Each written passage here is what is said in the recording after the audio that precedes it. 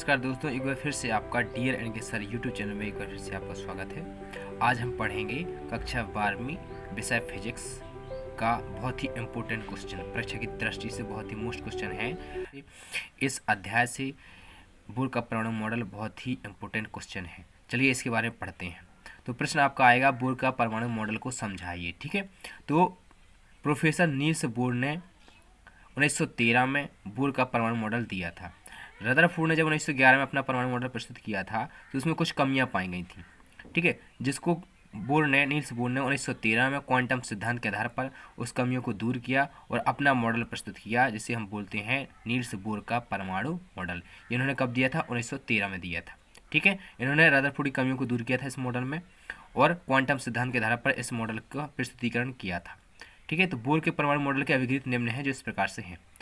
तो पहला आपका अभिगृहित है कि बोर ने बताया कि परमाणु का जो समस्त धनावेश है और समस्त द्रव्यमान है उसके केंद्र पर केंद्रित होता है, जिसे हम नाभिक कहते हैं। ठीक है, परमाणु का समस्त धनावेश और समस्त द्रव्यमान उसके नाभिक पर केंद्रित होता है। पहला पॉइंट है आपका।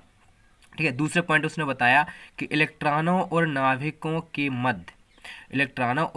के धनावेशियों के मध्य लगने वाला आकर्षण बल इलेक्ट्रॉनों को वृत्तीय गति के लिए आवश्यक अभिकेंद्र बल प्रदान करता है। ठीक है, इलेक्ट्रॉन जो ऋणावेश होते हैं और नाभिक के अंदर क्या पाए जाते हैं? प्रोटॉन पाए जाते हैं जो धनावेश होते हैं। तो बोर ने बताया कि इलेक्ट्रॉनों और नाभिकों के धनावेशों के मध्य लगने वाला आकर्षण बल इलेक्ट्रॉनों को वृत्तीय गति के लिए आवश्यक अभिकेंद्र बल प्रदान करता है। ठीक है, ये उसका दूसरा पॉइंट था। इसके बाद आते हैं तीसरे पॉइंट में। तीसरे पॉइंट उसने क्या बताया? तीसरे पॉइंट बताया कि इलेक्ट्रॉन नाभिक के चारों ओर सभी कक्षाओं में नहीं घूमते। ठीक है, जो इलेक्ट्रॉन होते हैं वो नाभिक के चारों चक्कर लगाते हैं। तो उसने बताया कि इलेक्ट्रॉन नाभिक के चारों ओर सभी कक्षाओं में नहीं घूमते, अभी तो कुछ विशिष्ट कक्षाओं में ही घूमते हैं। अब इन विशिष्ट कक्षाओं क्या बोलते हैं? इन कक्षाओं को स्थायी कक्षा कहते हैं। यानी बोर ने बताया कि जो नाभिक के बाहर इलेक्ट्रॉन चक्कर लगाते हैं वह सभी कक्षा में नहीं घूमते, अभी तो कुछ विशिष्ट कक्षाओं में घूमते हैं। इन कक्षाओं को हम क्या बोलते हैं? स्थायी कक्षाएं कहते हैं। अगला पॉइंट है कि स्थायी कक्षाएं क्या होती हैं। ठीक है, तो बोर ने बताया कि स्थायी कक्षाएं वे कक्षाएं होती हैं जिनमें किसी इलेक्ट्रॉन का कोणीय संवेग h/2π का पूर्ण गुणज होता है। ठीक है, स्थायी कक्षाएं क्या होती हैं? स्थायी कक्षाएं वे होती हैं जिनमें किसी इलेक्ट्रॉन का कोणीय संवेग h/2π का पूर्णांक गुणज होता है। जहां h क्या है? जहां h प्लांक नियतांक है, जिसका मान होता है 6.63 × 10⁻⁻34 जूल सेकंड। ठीक है, यदि m द्रव्यमान का इलेक्ट्रॉन r त्रिज्या की कक्षा में v वेग से गति कर रहा है तो इसका कोणीय संवेग L बराबर क्या होता है? mvr होता है। अब mvr बराबर क्या होगा? h/2π का पूर्णांक गुणज। ठीक है, तो h/2π इंटू n आ गया। अब n बराबर क्या है?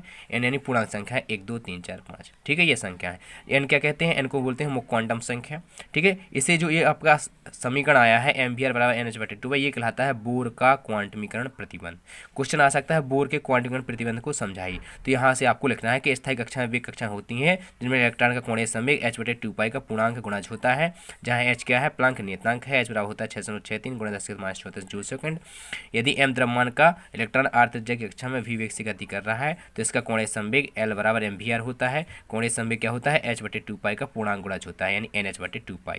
n बराबर क्या होता है? n बराबर 1 2 3 4 होता है। n को मुख्य क्वांटम संख्या कहते हैं। ठीक है, ये जो आया है समीकरण, ये कहलाता है बोर का क्वांटमीकरण प्रतिबंध। ठीक है, ये आपका चौथा पॉइंट था। अब लास्ट पॉइंट उसने क्या बताया?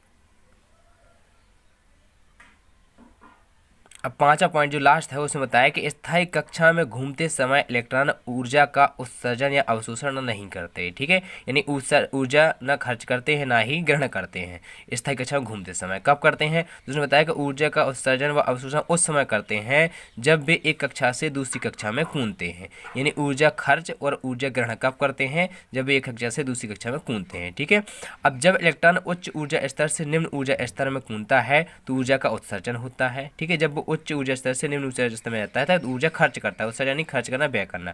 तथा जब निम्न ऊर्जा स्तर से उच्च ऊर्जा स्तर में कूदता है, निम्न से किस में जाता है? उच्च ऊर्जा में जाता है, तो वह ऊर्जा को अवशोषण करता है, यानी ऊर्जा ग्रहण करता है। अवशोषण यानी ग्रहण करना। वह ऊर्जा ग्रहण करेगा तो निम्न से ऊपर उच्च में चला जाएगा। ठीक है, यदि किसी इलेक्ट्रॉन की उच्च ऊर्जा निम्न कक्षा में E1 है तथा उच्च कक्षा में ऊर्जा E2 है तो उत्सर्जित इलेक्ट्रॉन की ऊर्जा निम्न समीकरण द्वारा दर्शाई जा सकती है। h बराबर E2 - E1, जहाँ न्यू क्या है? उत्सर्जित तरंग की आवृत्ति। इसे हम क्या बोलते हैं? h बराबर E2 - E1, ये कहलाता है बोर का आवृत्ति प्रतिबंध। तो ये आपका उसका 5वां पॉइंट उसने बताया था। इसके अलग से प्रश्न आ सकता है कि बोर का आवृत्ति प्रतिबंध किसे कहते हैं, ये सबसे ज़्यादा मोस्ट क्वेश्चन है। ठीक है, बोर का आवृत्ति प्रतिबंध क्या कहलाता है कि इलेक्ट्रॉन जो होते हैं वो स्थायी कक्षा में घूमते समय ऊर्जा का उत्सर्जन या अवशोषण नहीं करते। ऊर्जा का कब करते हैं उत्सर्जन अवशोषण? ऊर्जा का उत्सर्जन व अवशोषण उस समय करते हैं जब वे एक कक्षा से दूसरी कक्षा में कूदते हैं। ठीक है, अब उत्सर्जन अवशोषण कब होगा वो उसके लिए आगे उसने बताया है कि जब इलेक्ट्रॉन उच्च ऊर्जा स्तर से निम्न ऊर्जा स्तर में कूदता है तो ऊर्जा का उत्सर्जन करता है। कब करता है ऊर्जा का उत्सर्जन? यानी ऊर्जा खर्च करता है या व्यय करता है या ऊर्जा छोड़ता कब है? जब उच्च ऊर्जा स्तर से निम्न ऊर्जा स्तर में कूदता है। और ऊर्जा कब अवशोषण करेगा? जब इलेक्ट्रॉन निम्न ऊर्जा स्तर से उच्च ऊर्जा स्तर में कूदेगा, यानी निम्न से ऊर्जा उच्च ऊर्जा में स्तर में जाएगा तो वह ऊर्जा को ग्रहण करेगा, अवशोषण करेगा। ग्रहण करेगा तब तो वो निम्न से उच्च में जा पाएगा।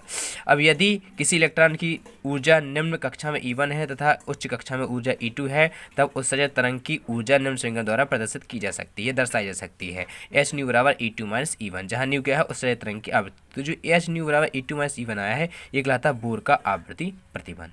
ठीक है, तो इस प्रकार से बोर ने परमाणु मॉडल के अभिक्रिया दिए थे। ये बहुत ही मोस्ट परीक्षा दृष्टि से आ सकते हैं। ज़्यादा मोस्ट बोर का आवृत्ति प्रतिबंध ये अलग से पूछा जा सकता है। और एक और है बोर का क्वांटमीकरण प्रतिबंध। ठीक है, जो आपका चौथा पॉइंट है। चौथा पॉइंट और 5 पॉइंट को बहुत ही अच्छे से पढ़ना, ये अलग से पूछे जा सकते हैं। ठीक है, तो इस प्रकार आप बोर के परमाणु मॉडल को समझ सकते हैं। बोर का परमाणु मॉडल बहुत ही इंपॉर्टेंट है परीक्षा दृष्टि से। सब्सक्राइब करें हमारा यूट्यूब चैनल डियर एन के सर तथा बेल आइकन को प्रेस करें।